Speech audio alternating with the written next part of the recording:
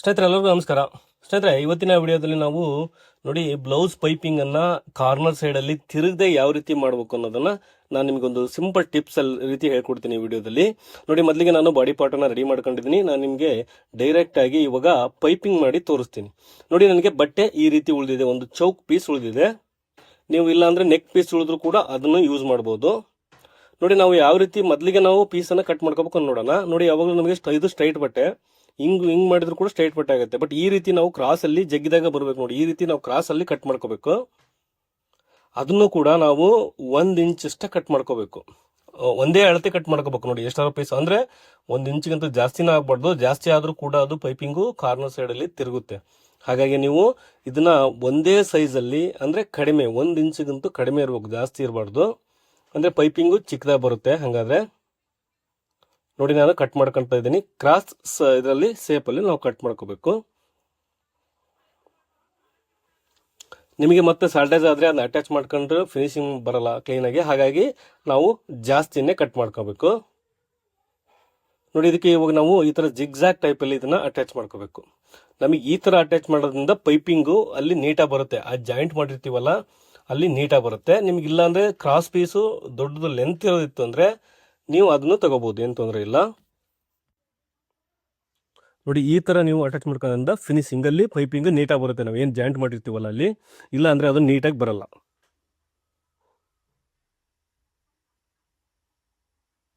ನೋಡಿ ಇದನ್ನು ಕೂಡ ಅಷ್ಟೇ ಸೇಮು ಇದೇ ರೀತಿ ನಾವು ಅಷ್ಟನ್ನು ಅಟ್ಯಾಚ್ ಮಾಡ್ಕೋಬೇಕು. ನೀವು ಪೈಪಿಂಗಿಗೆ ಎಷ್ಟು ಬೇಕೋ ಅಷ್ಟನ್ನೇ ನೀವು ಮೊದಲಿಗೆ ರೆಡಿ ಮಾಡ್ಕೊಂಬಿಡಿ.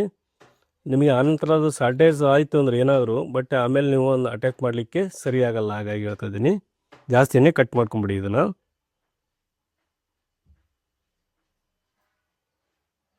ನೋಡಿ ನಾನು ಇವಾಗ ಕಟ್ ಮಾಡ್ಕೊಂಡಿದ್ದೀನಿ. ಈ ರೀತಿ ನಮಗೆ ರೆಡಿ ಆಗಿದೆ ಪೈಪಿಂಗ್ ಪಟ್ಟಿ. ಇದನ್ನು ನಾವು ಇವಾಗ ಒಂದು ಸೈಡು ಫೋಲ್ಡ್ ಮಾಡ್ಕೋಬೇಕು. ನೋಡಿ ಇದನ್ನು ಕೂಡ ಅಷ್ಟೇ, ನೀವು ಆ್ಯಸ್ ಇಟ್ ಈಸ್ ಪೈಪಿಂಗ್ ಕರೆಕ್ಟಾಗಿ ಒಂದೇ ಅಳತೆ ಬರ್ಬೇಕಂದ್ರೆ ಎಲ್ಲದೂ ಕೂಡ ಕರೆಕ್ಟಾಗೇ ಇರಬೇಕು. ನೋಡಿ ಇದನ್ನು ಕೂಡ ಅಷ್ಟೇ, ನಾವು ಏನು ಸೈಡು ಫೋಲ್ಡ್ ಮಾಡ್ತೀವಿ ಅದು ಕೂಡ ಒಂದೇ ಅಳತೆಯಲ್ಲಿ ನಾವು ಫೋಲ್ಡ್ ಮಾಡಬೇಕು. ಸ್ವಲ್ಪ ಹಿಂದ್ಗಡೆ ಕೈ ಹಾಕಿ ಜಗ್ಗಿ ಬಟ್ಟೆನ. ಯಾಕಂತ ಅಂದರೆ ನೋಡಿ ಸ್ಟಿಚ್ ಬಿಡ್ತೀವಲ್ಲ ಆ ಕಡೆ ಭಾಗ ಸುಕ್ಕಾಗತ್ತೆ. ಅವಾಗ ಸುಕ್ಕಾದಾಗ ಅಲ್ಲಿ ಕೂಡ ನಮಗೆ ಪೈಪಿಂಗು ನೀಟಾಗಿ ಬರಲ್ಲ. ಹಾಗಾಗಿ ಹಿಂದ್ಗಡೆ ಒಂದು ಸ್ವಲ್ಪ ಬಟ್ಟೆ ಹಾಕಿ ಸ್ವಲ್ಪ ಲೈಟಾಗಿ ಜಗ್ಗಿ ಅದನ್ನ, ನಮಗೆ ಅಲ್ಲಿ ಕೂಡ ಪ್ರಾಬ್ಲಮ್ ಆಗುತ್ತೆ. ನಮಗೆ ಆ ಥರ ಪಟ್ಟಿ ರೆಡಿ ಮಾಡ್ಕೊಳ್ಳಿಲ್ಲ ಅಂದ್ರೆ ಅಲ್ಲಿ ಕೂಡ ಪ್ರಾಬ್ಲಮ್ ಆಗುತ್ತೆ ನಮಗೆ. ನೋಡಿ ಇವಾಗ ನಮಗೆ ಸೈಡಲ್ಲಿ ಫೋಲ್ಡಿಂಗನ್ನು ಮಾಡ್ಕೊಂಡಿದ್ದೀವಿ. ನೋಡಿ ಈ ಥರ ರೆಡಿಯಾಗಿದೆ. ನಾವು ಇದನ್ನು ಇವಾಗ ಡೈರೆಕ್ಟಾಗಿ ಬ್ಲೌಸ್ಗೆ ಅಟ್ಯಾಚ್ ಮಾಡೋಣ. ಇಲ್ಲಿ ಒಂದು ತುಂಬ ಇಂಪಾರ್ಟೆಂಟ್ ಪಾಯಿಂಟ್ಸ್ ಏನಂದರೆ, ನೋಡಿ ಒಂದೇ ಸೈಜಲ್ಲಿ ನೀವು ಇದನ್ನು ಕೂಡ ಅಟ್ಯಾಚ್ ಮಾಡ್ಕೋಬೇಕು. ಸ್ಟಿಚಿಂಗ್ ಬಿಡ್ತಿರಲ್ಲ ನೀವು ಮಾರ್ಜಿನನ್ನು ಒಂದು ನೂಲಿನಷ್ಟು ಬಿಡ್ಬೋದು ಅಷ್ಟೇ. ಒಂದು ಟೇಪಲ್ಲಿ 1/4 ಇಂಚ್ ಇರುತ್ತಲ್ಲ ಅದರಲ್ಲಿ ಒಂದು ನೂಲಷ್ಟು ಬಿಡಬೇಕು. ಅಂದರೆ ನೀವು ಎಷ್ಟಾರು ಬಿಡಿ, ಒಂದೇ ಅಳತೆ ಬಿಡಬೇಕು. ಹೆಚ್ಚು ಕಡಿಮೆ ಆದರೂ ಕೂಡ ಪೈಪಿಂಗು ದಪ್ಪ ತೆಳು ಹಾಗೇ ಆಗುತ್ತೆ 100%. ಹಾಗಾಗಿ ಇಲ್ಲಿ ಕೂಡ ನೀವು ಒಂದೇ ಅಳತೆಯಲ್ಲೇ ಬಿಡಬೇಕಾಗುತ್ತೆ. ನೋಡಿ ಇದನ್ನು ನಾನು ಜಾಯಿಂಟ್ ಮಾಡ್ಕೊತ ಇದ್ದೀನಿ. ಇದಕ್ಕೆ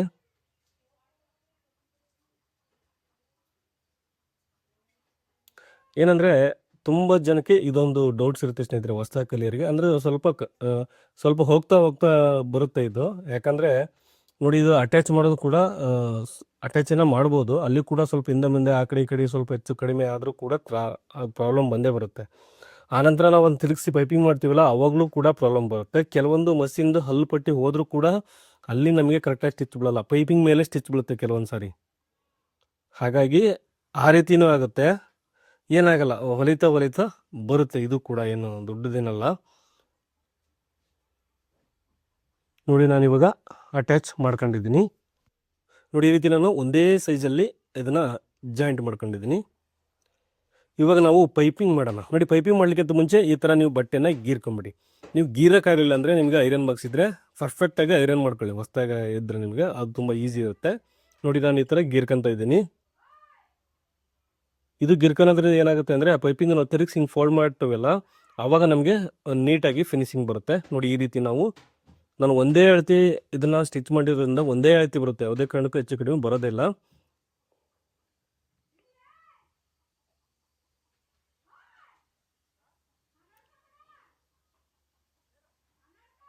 ನೋಡಿ ಇದನ್ನು ನಾವು ಪರ್ಫೆಕ್ಟಾಗಿ ಈ ರೀತಿ ಅಟ್ಯಾಚ್ ಮಾಡ್ಕೋಬೇಕು.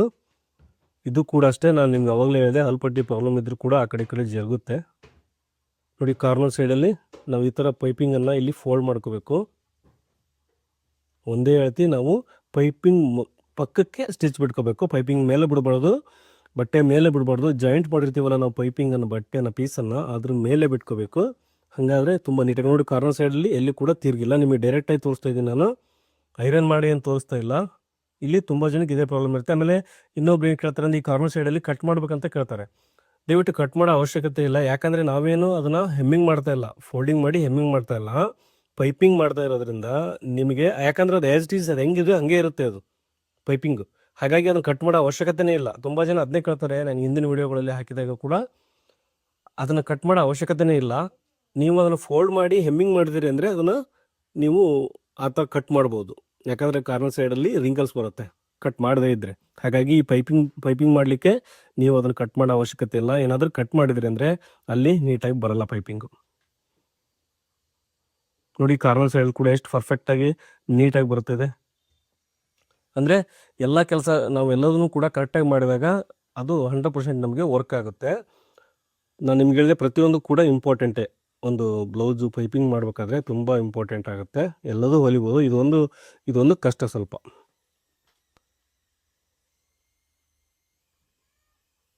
ನೋಡಿ ಯಾವ ರೀತಿ ಬಂದಿದೆ, ಪೈಪಿಂಗ್ ಕರೆಕ್ಟಾಗಿ ಬಂದಿದೆ.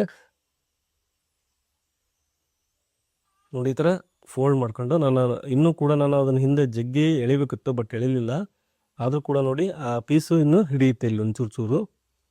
ಹಾಗಾಗಿ ಅದನ್ನು ಜಗ್ಗಿ ನಾನು ಹಚ್ತಾ ಇದ್ದೀನಿ. ನೋಡಿ ಫೈನಲಾಗಿ ಲಾಸ್ಟಿಗೆ ಈ ಥರ ಫೋಲ್ಡ್ ಮಾಡಿ ಅದನ್ನು ನಾವು ಒಳಗಡೆ ಸೇರಿಸಿ ಇಲ್ಲಿ ಪೈಪಿಂಗನ್ನು ಮಾಡಬೇಕು. ನೋಡಿ ನಾವು ಒಳಗಡೆ ಈ ಥರ ಹಾಕಬೇಕು.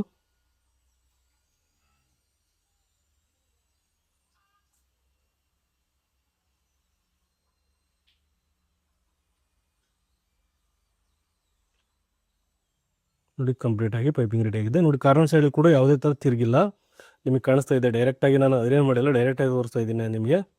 ನೋಡಿ ಇಲ್ಲಿ ಕೂಡ ಅಷ್ಟೇ ಎಷ್ಟು ಫಿನಿಶಿಂಗ್ ನೀಟಾಗಿ ಬಂದಿದೆ.